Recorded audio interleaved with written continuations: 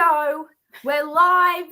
It took us a while, but we're here. Welcome, everyone. Can't keep us down. Yes. Welcome, everyone, to Witch Bitch, where we talk the real tea. Today we have Renee on the show. Oh, sorry. I was going like this, but it went the other way. The mirror thing. Anyway, I'm so excited. Renee, from what I've read, I know that you're a counsellor and you've been in the industry for quite some time. And how we start the show every single episode is by asking our guests, what woke you up and what brought you to where you are now, which is a big question. Big question. Take your time answering. I've thought about this long and hard, and I've always been awake. Yeah. So that's a really kind of interesting, probably, answer than you might get from others. Probably the first time I can remember being awake is telling my mum off at the age of 2. Wow. What did she do? So I'm a tiny woman. So, because I've always been tiny. Like I was a tiny little kid, a tiny woman.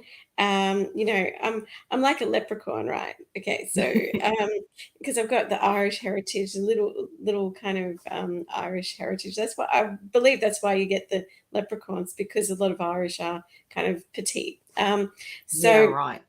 Yeah, or at least they were in the past, and I think they've kind of now bred that out with the, dare I say it, like this kind of big Nordic kind of thing in the Anglo-Saxon background and all that, whereas it hasn't been bred out of my family. So anyway, so I'm this like little character, and even when I was that age, people used to write me off being tiny. And so even my parents, to a certain extent, even though they meant well, and they might even say to this day, oh, we didn't do that. So if they're listening back, we didn't do that. Well, it was just all these little niggly kind of things that people would say, because, my mum's even smaller than I am. And I think she was worried that I would become like her, right? Which I have in a lot of ways, like size-wise, but it was actually, I had this chutzpah, for want of a better word, going, well, actually, that's my superpower. So I said to my parents, so my superpower is that I am small, and that big things can happen from small people. That's my superpower. I love that belief in yourself. That's great. 100%. So at the age of 2, I feel like I had this chutzpah, like, stuff you. And my parents said, oh, well, you're not going to be able to grow that big. And there was all this kind of stuff, like, you'd probably be like your mum, that kind of thing. And I know that they actually meant well. But it was that I actually said, no, I'm going to be as tall as the Centre Point Tower at the age of 2. That's what I said. And do you know what? To this day, I still hold that in my heart. And how do I hold it in my heart? It's actually a stuff you to the world, to anyone. And it's not about a love or lack of love for my parents or my siblings or anyone in my family. It's actually about the fact that, well, who says I'm too short? Who says I don't have what's right? Who says, like, you and whose army was what I even thought at the time, kind of thing, like for like this little kid going, stuff you, but I remember it. And I even, my parents recall this conversation regularly, but actually I use that as a point of reference. They use it in another context entirely and have a laugh about it. I use it as my beacon of light. So I actually aim for the beacon of light to be as tall as the Centre Point Tower. Doesn't matter how big, small, thin, fat, whatever people are, or whatever size or how you look like, you can bring your message to the world. And I sensed to even know that then. Yeah, awesome. My mum, you speaking about this has triggered a memory for me. My mum used to call me the biggin. She's Scottish. Oh. My mum was Scottish, and so a Celt as well. And her nickname for me, because my sister was small, she was little, my brother was very tall, and but I was kind of in the middle, but I was big for a girl, and so she used to call me the biggin. That was her nickname for me, and I didn't get it because I didn't really understand, because to me I was just normal. I was just me. Yeah. And I didn't ever say anything. I internalized what she was saying to me, but I didn't say anything, because with my mum, if you fought back, it was always worse with her. But yeah, it I always saw through that lens, I always kind of went, but am I big? Like, what does that mean? What does being big mean? You know, because it means something different to everybody. Yeah, exactly. And the weird thing is, people comment all the time to me, even now, even in my 40s, in my 30s, I got a Woolworths checkout girl say to me, "You're too short to be a mother." What? Really? And just as an aside for anyone listening in, I'm not a dwarf too, which is also interesting too. And so I'm not a little person, but I am nearly a little person. So I'm probably a few inches taller than most people who are of short stature like that. So, so it's kind of like, then it's like, is it even possible for you to produce babies, kind of thing? Oh my goodness. Yeah. So the people say the darndest things, don't they? Yeah. And who would actually, like, those words would come out of their mouth? Like, I wouldn't never think to actually say that to a person out loud, like, 'cause who am I to say who's what size to be what in their life? Like, exactly. I wouldn't say it because of how dumb it sounds. It wouldn't even come out of my mouth. Like, I wouldn't even think it in the first place. I probably think, oh, you're not the same size as most people. Yes. It would cause like a, oh, that's interesting kind of thought, but not judgment on whether you should be a mother or not. Like, that's just bizarre to me. You see what I'm saying? So why have I been awake? I've been awake to other people's asleepness. Yes, right. So I've been awake to other people's asleepness of their lack of possibility of doing anything other than what they're doing, or thinking anything other than what they're thinking. Does that make sense? That's incredible. I find that incredible. That's such a strong willpower, like a strong knowing in you. Yes. Yeah. Yes. Really and beautiful. I think this goes beyond just spirituality, because I know we might get onto spirituality. It goes beyond spirituality. It goes beyond just who I am too. It's like I've been able to assess situations from even little, that it's like, hang on, because I'm often in my mind, it's like, hang on a minute, I can do that. And you're telling me I can't? So stuff you. So I've had that attitude from the start of my life. And some interesting things have come into play to allow that to happen in my lifetime too. So things like just the nature of my parents' work, the nature of what they did to almost bear me into life. So there's just almost, I can't even explain it any other way. I believe I'm spiritually meant to be here at this time in history. Yeah? Yeah. Does that make sense? Yeah. Perfect sense. Yeah, of course. Yeah.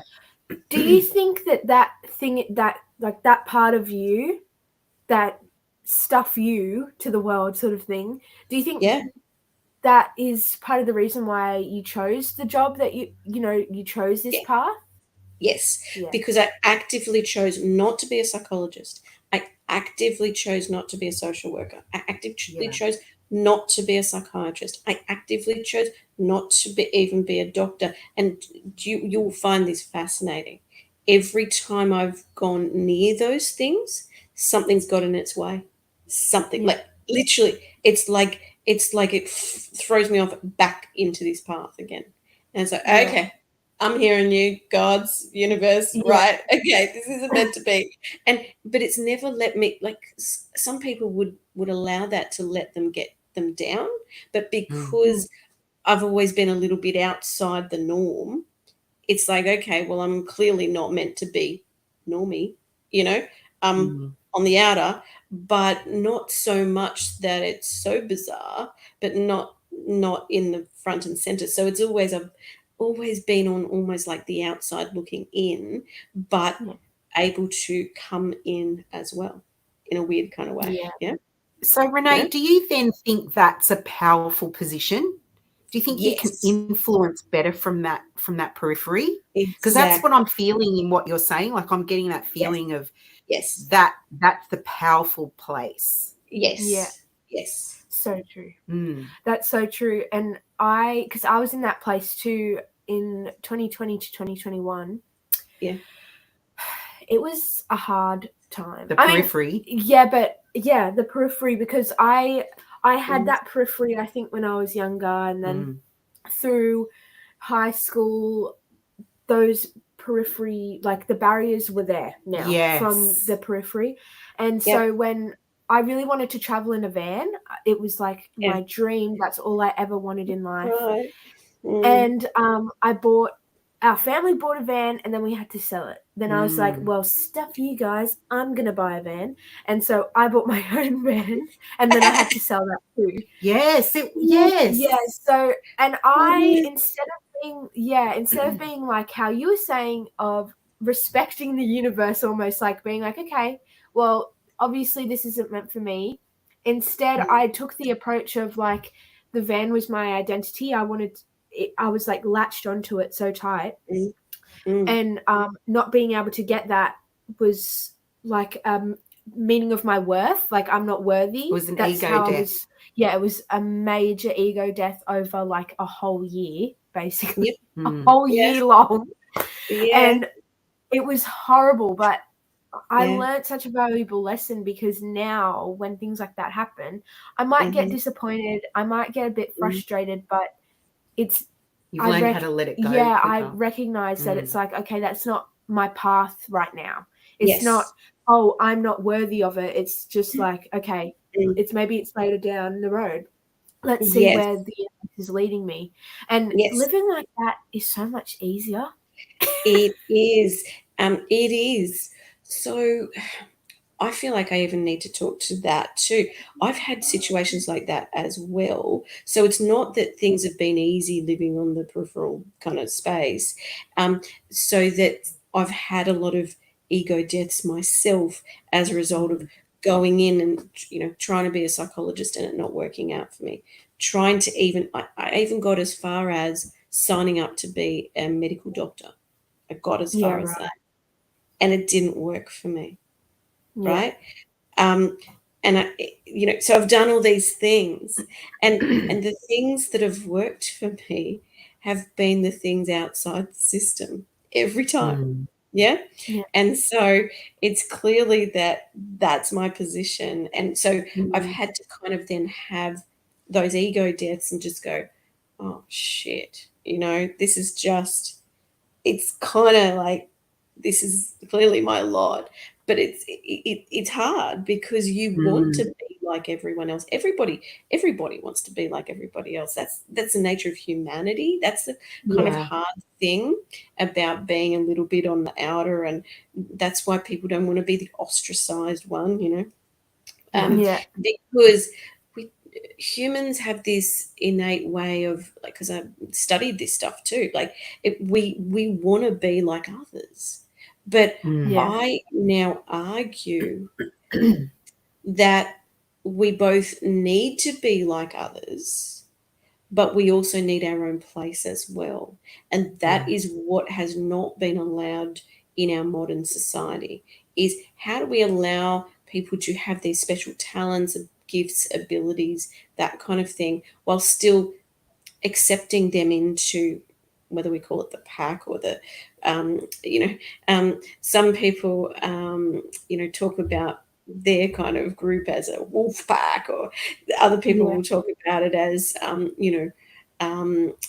in some awake circle, sheeple, or, so it's like which kind of groups allow you to feel at your best, I think is probably how I would put it. So that we can straddle a lot of different things, and more so if we're on the outer. And I actually like that, going back to your question about influence, that then I can be part of lots of different groups then, rather than just the front and center mainstream kind of way of being. And the weirdest thing is, I'm seen as dangerous now, right? Yeah. And I've even been called that. And the amount of times, like, I've actually had it said to me at least 4 times now in the last 5 years, you are a force of nature. So that's interesting. That it's kind of like, if you can pull all the strings together from the universe and even imagine that is what's happening, that then you energetically, you are the force to be reckoned with, and you're going with natural flow and universal flow. And I feel like what's happening now across the world is we're going against the natural flow. So it's like, only if we're working with flow are things going to work for people now. And a lot of people have literally almost like we've been bred out of natural flow, which is really fascinating. So that's so true. Because we're all programmed. From children, we're programmed not to follow our natural flow, and this feeling that if you don't fit in, you'll be ostracized and you'll die out there in the cold, hard reality of the desert, you know? And it's to the point, that's the psychology that they use, because we are nature. Like, we are we are just as much nature as the mushrooms, as the wolves. Like, our psychology is so natural. And so they have to use these like natural ideas, but like twist them and curve them into like their own projection. And that projection is, the world that we live in now, basically. Because we need other people. We need we need community. We need that wolf pack sense of friends and support. Not only do we need it, we're stronger together. We're stronger together. It works better when we move as a unit. Yeah, exactly. And that's a big reason why they've done it the way that they have. Exactly. I think I remember watching people, because I'd always been tapped into my flow as a kid. I've always not been scared to dress the way that I felt like. I'm a very feeling person. So I am very grateful for the fact that I've always recognized my own flow, my own feelings, my own intuition. But I've observed people, and as a kid, I was always confused watching other people not even being able to recognize their flow. Like, they would tell me, oh, I'm feeling like doing this, or I'm feeling like, changing careers or jobs. And because I talked to a lot of adults when I was young. And me. Talk to me. So and you especially. And so they would talk to me about like wanting to change careers or having this idea that they really wanted to do. And I would watch them and I'm like, why are you even thinking about it? Just do it. Just do it. And it was always like a point of confusion. Like, why are you talking to me about it? Like, go and do it. Yeah, exactly. And it was only until like recently that I kind of got it, that I understood. But it's just so interesting, like the way that they twist things and morph things to program us not to follow those things, to follow our inner being, our intuition, to the point where we don't even recognize it, where we don't even recognize it coming through. Yeah, because we're told as children that, that's your imagination, or, you know, when we want, because kids are really attracted to things, movies, or, you know, colourful, colouring in books, magic, fairies, you know, that world, that ethereal world is something that really attracts our imagination, and it, you know, it makes you feel like anything is possible. And then as we get older and older, we're ridiculed for, like, if you're an adult and you believe in magic, there's something wrong with you. Absolutely. I want to go another direction with this, though, if this is okay. Sure. Just the word ethereal. Okay, so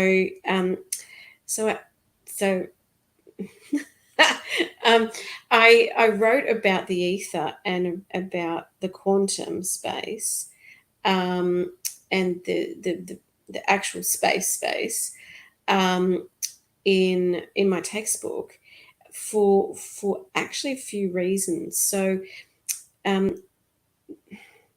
So we've got this space now that we are even talking in right now. So and effectively what's happening is the stealing of our imagination in this space.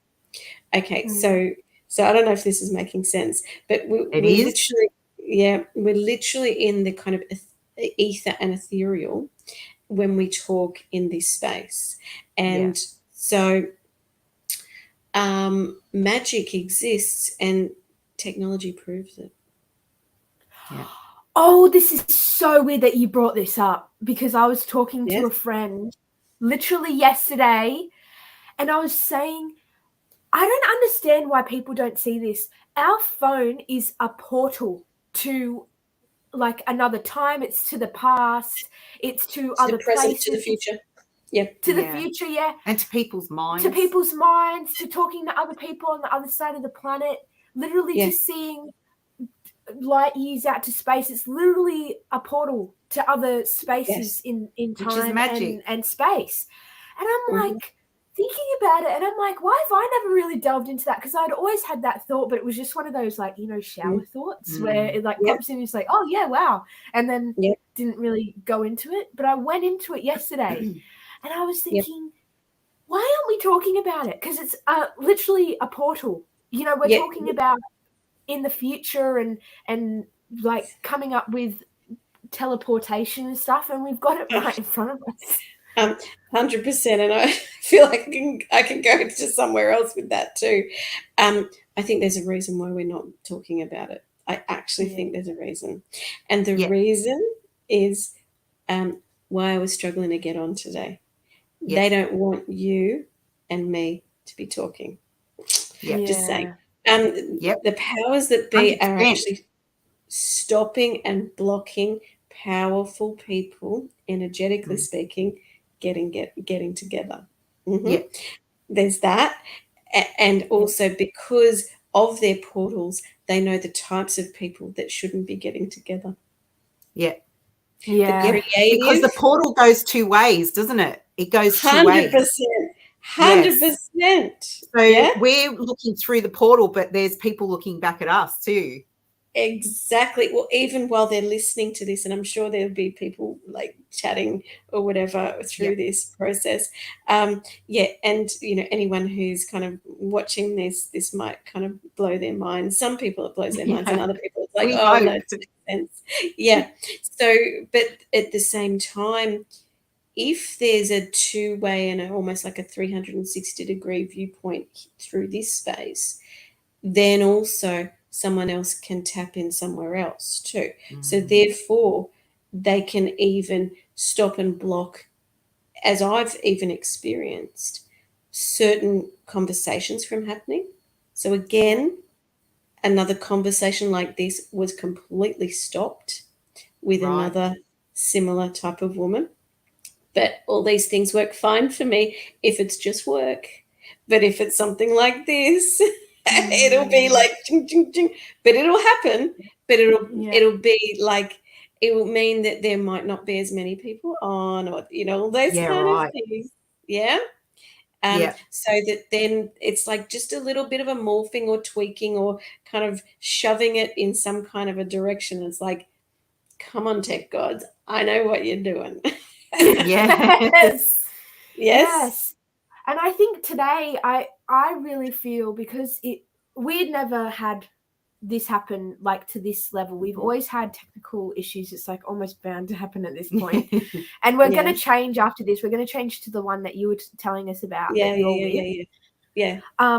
But we'd never had it like this strong. Yeah. And so, but I really felt like when it finally worked, it was when all of our light being, like all of our higher self, all of our teams were like shining the light down on and like, 100%. no, we're going to do it. And just like, overloading, the timeline of whether we were going to have to reschedule or if it was going to keep going. Yes. When it was at that fork in the road, it was like, no, we're doing it. And we had to like push our light down the path of like. Exactly. I felt I needed to do that too. So I'm in my bedroom at the moment when I'm normally in my office. Like I'm literally as close as I can be to the Wi-Fi. Like I don't have problems with Wi-Fi normally. Like there's all this kind of stuff. And I'm like, what the hell? And there was a phone call that came in earlier. It bumped me off there. It was just ding, ding, ding, ding. It's like, what the hell?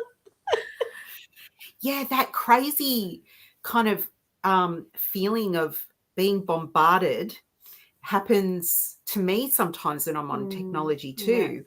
And it's overwhelming. Like, and what happens with me is I have to tell myself, Claude, it's just a screen. It's a world that's, I can pull out of this world and come back to reality, because it's just a world within a screen. Yes. I don't have to buy into it. I can pull myself out and look around my room and go for a walk and come out of that frustration whenever I want. Yeah. Exactly. So true. Yeah. And I think that's why I get really overwhelmed with technology. Like I either get really overwhelmed to always wanting to be on it and like wanting to shut out my real reality, or I don't want to even say real, because it is real, like it feels real. But well, this simulation, the 3D simulation, when I want to get out of the outside and I want to curl up and shut down, I go on technology. But there's like two sides. I either always try to look for something on technology, or the other end of the spectrum is like never wanting to go on it and just like being out in the world all the time. And but I think that's a natural ebb and flow, don't you think? Yeah, it is. Yeah, I know. But recently I've been reading a lot more, and what I've discovered is reading is like that same portal, but not in a physical realm. It's not the physical. Exactly. It's bringing a portal into your mind. It's like creating the world in your mind. Yes. And that's what it feels like when I'm reading. It's like this new sense of this like programming magic, but in a really beautiful, it's less dense way. I mean, don't get me wrong, there's books out there that are programming and that are of maybe not the highest intention, but the books that I read are, I'm not drawn to those books, obviously. So I'm drawn to the higher frequency, the higher intention books, and they take me to worlds that I never thought I could conjure up in my head. And for me, when I read, it's like it's beyond just looking at the screen or at the portal, like looking at what there is. It's like being in it. It's like my being is no longer outside of my body. I'm not aware of my world. I'm completely inside.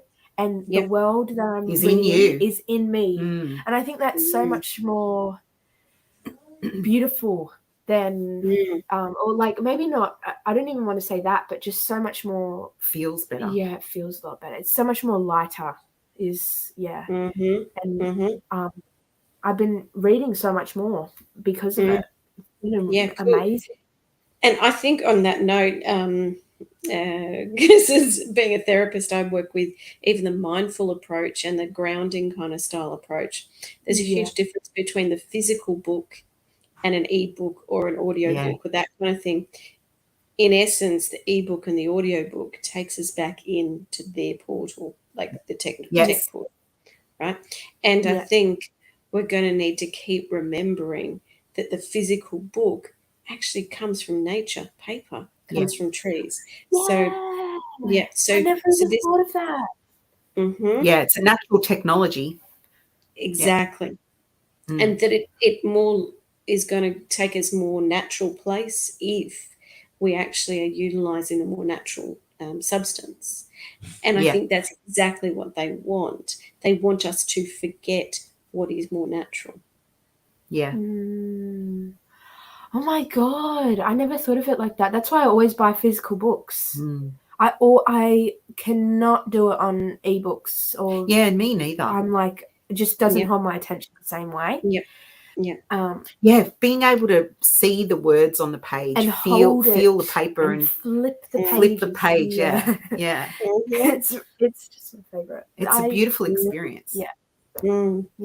Absolutely. Is it interesting? Hey? Very. It is. I like have a deeper respect for reading now, thinking about like, because you're kind of reading the tree's wisdom in a sense, like that energy is in the book. Yes. It's just like, it's more of an honor now. Like it's more of a thank you. Like I'll put more gratitude into the books. Yeah. Cool. I love you, Jade. That's good. And I think I know I can talk to this, Claudia, with you. There's a difference in the generations around how we think around technology. There's this kind of potential, okay boomer. I don't know if you've come across that saying. Oh yeah, and Karen. Okay boomer, but there's actually a point to sometimes why the older generations might say things in the way that they do. And Juliet, in your case, it's kind of like maybe a rediscovering or a new discovery of why people who are of an older generation might talk about this related to the physical book. Yeah. So 100%. And interesting, I've done some of my best writing work when I've had a journal, physical journal, and my writing mentor talked to me about that. And it gets it out of your head and onto something external. The problem with, say, typing, and I'm typing my book at the moment, so I'm not saying that I don't get into this, but because now that everything it is what it is, it's going to have to be an ebook and blah blah blah, all that kind of jazz. So but when you're typing, it's a different extension, and you're using something that's unnatural. Yeah. So I then use it more as my channel rather than as some people are just on it for no reason or kind of like aimlessly just using technology. It's about having a thought process behind what we are doing and using so that then it's purposeful and purposeful activity. Yeah. That's interesting that you say that, Renee, because I think that's a really important distinction to make, particularly in the world that we live in today with this. You pointed it out, it's sort of like a generation gap between, growing up with no computers. I mean, the computer I had when I was in high school. Right. Well, I got one in primary school, but I remember a day where we didn't have one. Kids these days don't remember when we didn't have them. That's right. And so that knowing, that knowledge, of growing up without a computer and having to write, like we didn't have a choice. We had to write things down until there was a typewriter. I mean, I remember getting a typewriter when I was in high school as well. Right. But before that, I had to write everything. There was no choice. And then growing up with the benefits of that and trying to trying to impart that wisdom to my children Yeah. in a world where they have so many choices. Yeah. I mean, I was at a business conference where a guy who was speaking to us said there's no point anymore to have a pen license at school. There's no point to it. Because That's not good. there's no point for a pen license. Like, why Oh are my God. schools in the dark ages? We should just get rid of the pen license. It's completely. Wow. It's I remember the completely. pen license. Yeah. Don't take it away. Yeah, you know, and things like that. Yeah. And at the time, I was like, you know what? He's got a point. But now I've come full circle again and realised what the point of the pen license is. Yes. What, are we just not going to write anymore? We're not going to be able to. No, because everything is digital. I know, but then what happens to writing? That's like, oh my God. Yeah. So this constant chipping away at these skills and these ways of living and the ways of thinking. And the fact that you're talking about intentionally, the intention behind using technology and being mindful of it. Yeah. Yes. Because we do live in a world of technology now and we can't ignore it. I mean, it would just be so like hard to not live with technology now. Yep. And so this okay boomer that you're talking about is like, my son uses the Karen one, like, oh, you're such a Karen mum. It's like this, it's like when, you know, you're called a conspiracy theorist. Yes. And these like these ways of speaking to other people that just chops them down. Exactly. Without thinking about what they're saying. Like, my son doesn't, he just sees me standing up for myself in a situation and goes straight, I'm a Karen because I'm standing up for myself. So, you know, this is so important, this conversation, because, you know, it's an ego thing. I think it's an ego thing. It's coming from the next generation that think, well, you're passé, you're out of it. Like, you're so old fashioned. 100%. Yeah, I think and there's no, like, to them, there's no value in that. Yeah. When there is value, there is still value there. So on that note, Shakespeare has never gone out of fashion. Let's just go with Shakespeare. Okay, Shakespeare's never gone out of fashion. And the reason why it hasn't is he discusses in many of his text plays and the like around the fact that every generation thinks they're almost better than the one before. Yeah. Yes. Okay. But there's always going to be differences between the generations. Because it's about, and we talk about this in tech too, but like, let's just go with a kind of tech marketing kind of concept of cohort or niching or that kind of thing. So there's a reason for that, because there's a different way of thinking in each generation, but it doesn't make any generation better or worse. The problem is that currently the divide is quite large, but I actually think that's completely intentional. But in order for us to come back together again as humanity, we need to have these conversations, even if they hurt a bit. Yes. Even if they hurt a bit. Because then your son doesn't understand the flip side of this conversation, that, okay, boom, it shuts the conversation down. Okay, Karen shuts the conversation down, where then that wasn't then allowed. And then freedom of speech is now radical. So if we shut down freedom of speech, we shut down all freedoms. We shut down all capacity to speak. And I feel like, I mean, I can talk to a few things, but let's just go with this kind of concept here. Yes. Right? Yes. And, you know, I'm not even going to say the word, but like just something over our face. You don't have to say the word. We know what you're saying. Something over our face. And I think for me, that was the sign where I really 150% woke up, right? Was this thing. Okay. But before we go anywhere near that kind of stuff, I think what needs to be said is I've studied sociology. I've studied mass formation stuff. I studied that in my original uni degrees, right?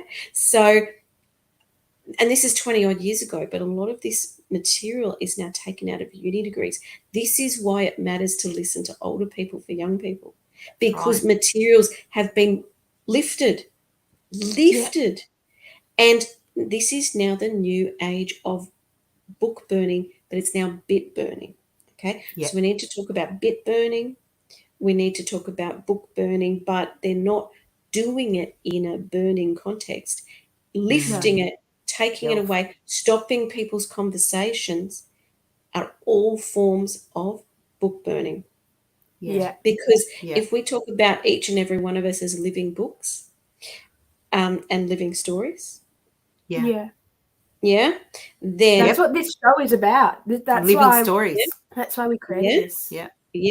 So I feel like because I listen to other people's stories, I hold that so front and center. And I work with narrative, and I have been trained in narrative therapy too. I'm an integrative counsellor psychotherapist, so I work with narrative. I work with changing people's narratives, but you have to work with that in such a way that it has to be their own change of narrative, not me forcing that on them, right? Oh my God, high five, sister. Yeah. So true. It's so true. So it's so the problem with modern day psychology and mental health services is that you're just thinking wrong and you just need to change your thinking. You've got a thinking disorder. That's what it is. 100%. I say hooks to that BS. And it's about, are we allowing story? Where are the storytellers? Honestly, the storytellers are being shut down. And they know, the powers that be know, there's huge power in story. Huge. And because we relate. That's why it's so powerful. We relate. Like, think about when you're a kid, all you want to hear is stories before you go to bed. It's all storytelling.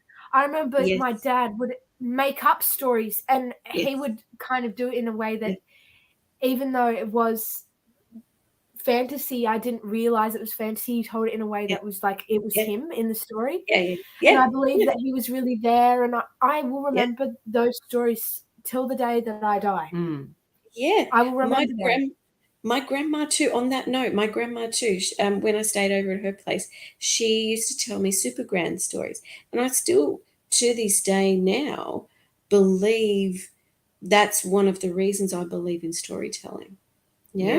Is that I had a storyteller who was one of my mentors effectively, by virtue of her being in my family line, so, and I know your dad's also another kind of storyteller. So musicians are storytellers too.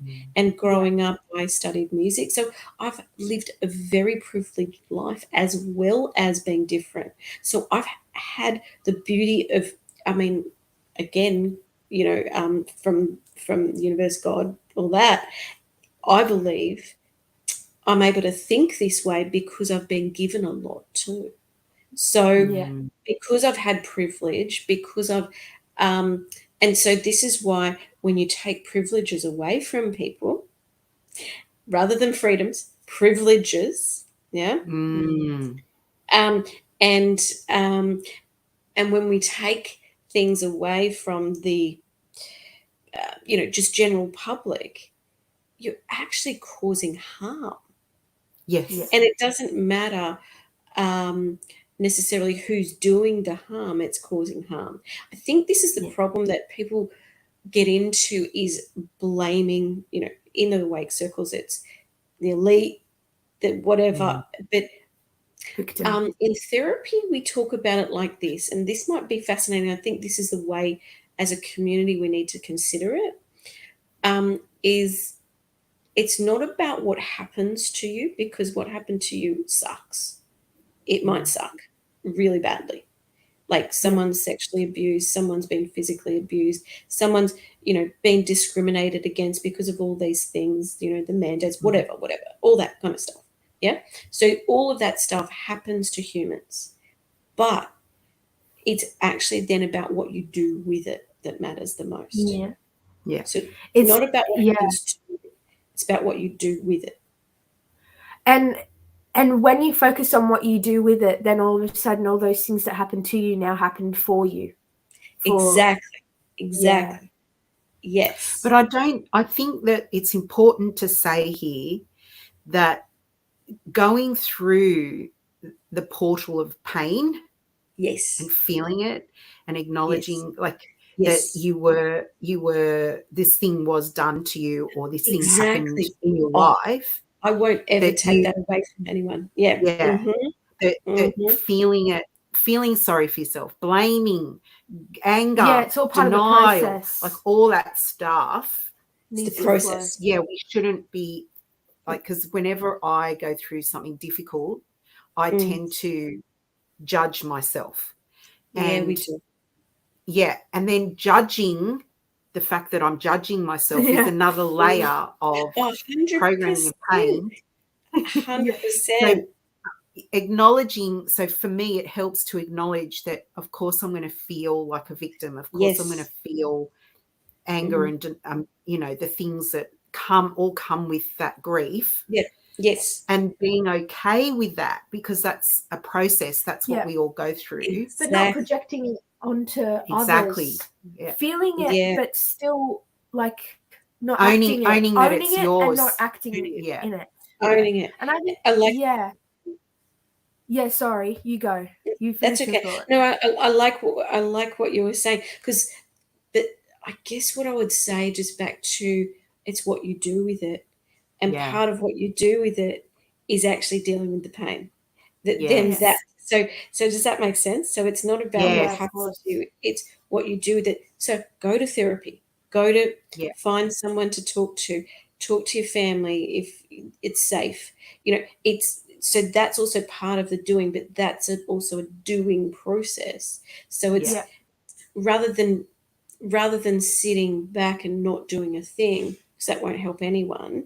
But at the same time, everybody needs to know these kinds of things, and most people know it instinctively, that grief and loss and trauma is a process. And of course, you might blame people in the process. And this is of course we will, because I'm not saying for a second that I have never blamed people. So that's actually also a huge part of that process. But once you get to the other side of the process, you look back on it and go, of course. But I think people need to hear that it gets better, but sometimes it gets worse before it gets better. And then you've got to find the help or support or whatever, and I'm sure you guys understand this in running your group, that you might be supporting people. So I'm supporting people all the time in all the different groups I'm in, as well as through my work that I do, as well as my children. Like, there's all that. So, but you can't do it for someone else. And they have to find it and do it themselves, but have a guide to help them through that process, because the process almost can't be stopped too. Yeah. And when we stop that process, and I'm going to go there, when we use little happy pills and other things like that, it actually stops your process. Yes. Oh, it cuts off the connection to your emotions, to your, to your neurons, to your brain. And I think that's a big reason why, especially in my generation, there's so much darkness and I don't know, so much mental fuzziness. And it also stops us from being able to rely on ourselves, because we can't feel, we can't process. And I think that's I wanted to talk about this actually. In my journey, I had my mum to talk to. Yes, I had family, and I had a big support system around me in terms of family. But I didn't see any professional until way later down the road, when things were getting very overwhelming. But through a lot of my overcoming these mental barriers, these you know, the labels of anxiety, of, you know, all those sort of labels, right? And there was a lot of them. I did it by myself. And the reason why I did it by myself was because I knew I could do it. And I knew that I was stronger than what people like to say that I am, or that people like to say we are. Because there's always, oh, if someone's in a really dark place, why don't you go see a professional? And look, I'm not saying don't go see a professional. That's not what I'm saying at all.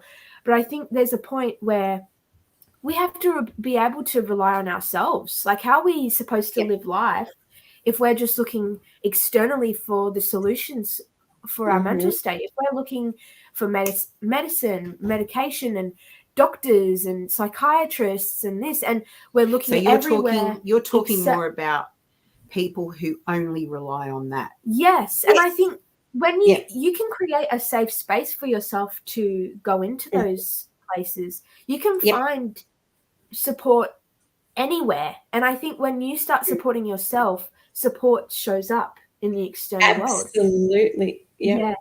So if you're just taking, it's all in the intention, isn't it? Yeah, if you're just taking maybe a way of supporting yourself, because look, I know it's impossible when you're so caught up in your mind and you have these labels attached to yourself, like anxiety, depression, BPD, you know, whatever it is. It's impossible to go into a deep state. And I know this because I was never diagnosed, but there was a time where I knew if I did go to a doctor, I would have some labels being put on me, like anxiety or depression or whatever. Well, you're kind of giving consent. As soon as you walk in that doctor's office, you're giving consent to being labelled. Yes. Brought that in. Yes, that's very true. Yeah. But when you supporting yourself, relying on yourself could be as easy as just when you wake up, taking 5 deep breaths. It could be as easy as maybe downloading a screen time app on your phone to limit your time on social media. Like it might just be starting yoga. It might be working out a bit more. It might be going on a walk on nature. I'm not saying, therapize yourself, but just taking steps to rely on you to help yourself and to be the person that lifts yourself up, because no one else can do it for you. And when you take those steps, you might be on a nature walk and all of a sudden you meet a new friend, and that new friend is exactly what you need in that moment. That friend has gone through what you're going through now and is being a new support system in your life. You might decide to do a meditation video on YouTube, and then all of a sudden the video that you click on is the perfect thing that you need in that moment, and you love that channel, and now you go to that channel every day and doing their meditations. Like, the things that you can manifest just with pure intention of helping yourself, with pure intention of love for yourself, it's miracles. You create miracles. Absolutely. It's incredible. But the thing is, I don't think we recognize those things as miracles enough. No, we don't. We don't really give it the credit that it deserves. Like, we automatically say, well, a pill is going to be stronger and help me more or better than if I just watch a meditation video. Like, that seems a bit woo-woo or whatever. My problems are bigger than that. I'm going to need more stronger help. And that could be true in some cases. I know that I've had medication in the past, but I didn't stay there. I used it for a time.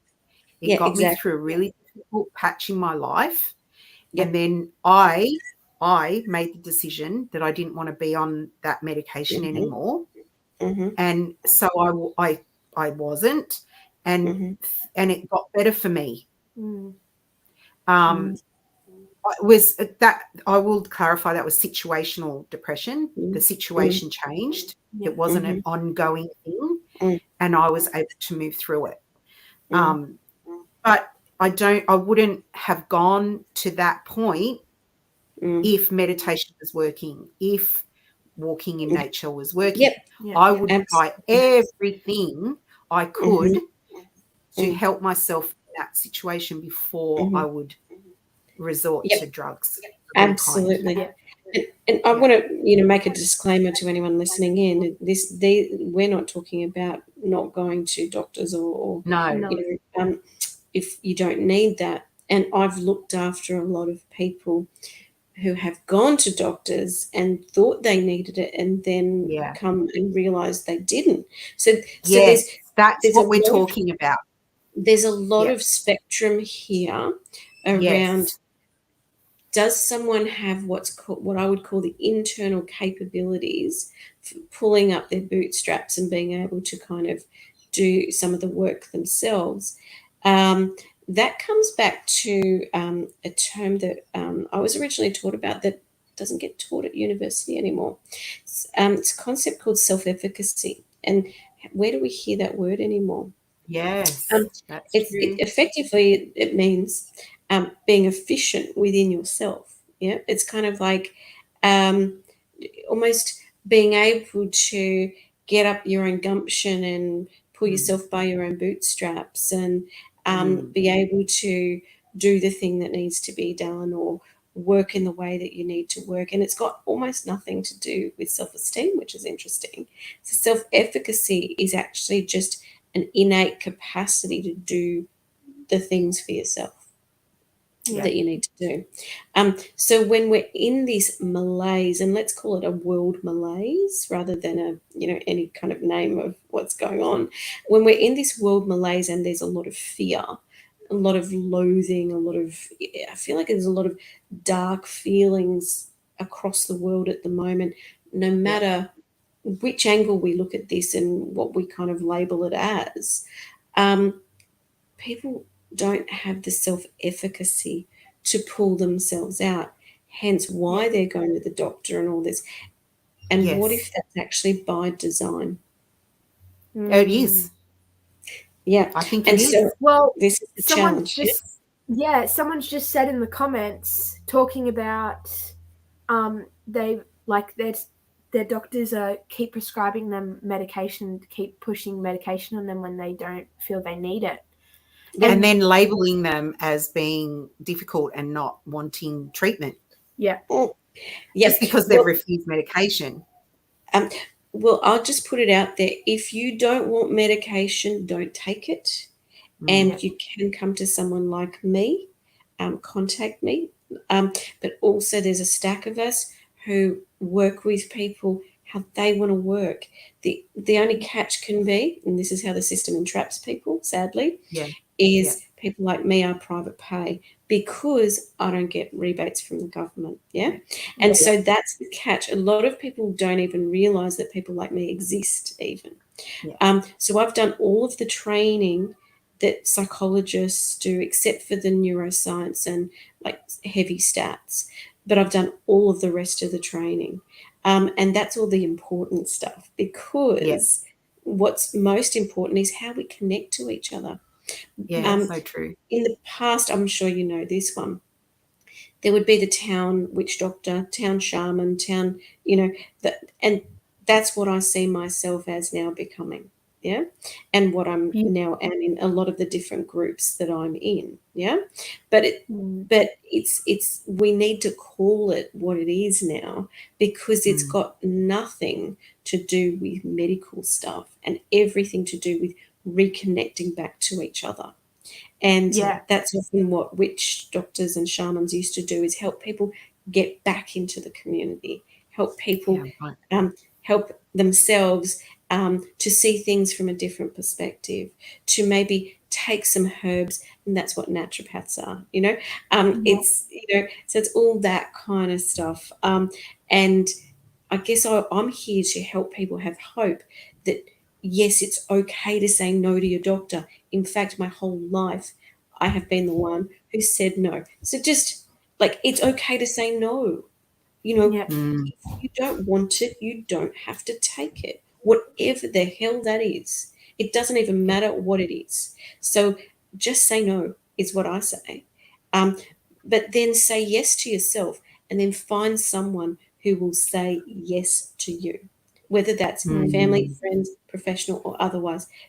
So it's about saying yes to you and yes to reconnecting to yourself first, and then reconnect back in with people who care about you. Yeah, exactly. It all starts and ends with you, and when your best self, which is the title of this video, it's when you're becoming your best self, that part of that is trusting yourself over anyone else, is standing in your power. And when you do that, you invite that frequency, that energy. You invite your own frequency back into your life. Yeah, you attract it. Yeah. You attract that. That's manifestation. Yeah, exactly. But you don't even have to do anything. You just have to be you. Yeah. And that's it. And you invite everything that you need into your life. Exactly. And I think when it comes to when you're stuck in a situation where financially you're limited, or you are finding all these limits around you, then that is the universe telling you, okay, well, I can't go anywhere out here. I can't take any steps outside of myself. I have to step in and work from inside.